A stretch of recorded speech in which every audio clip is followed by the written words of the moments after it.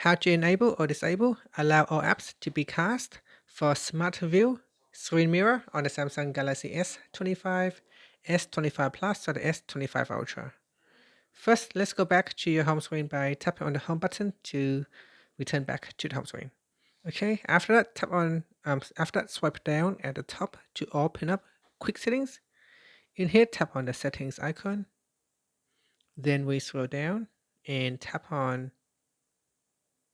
Connected Devices.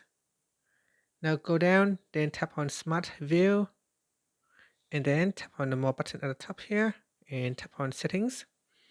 In Settings, we then go down and tap on Labs. After that, tap on Allow all apps to be cast. So tap on the toggle button to turn on or switch off Allow all apps to be cast.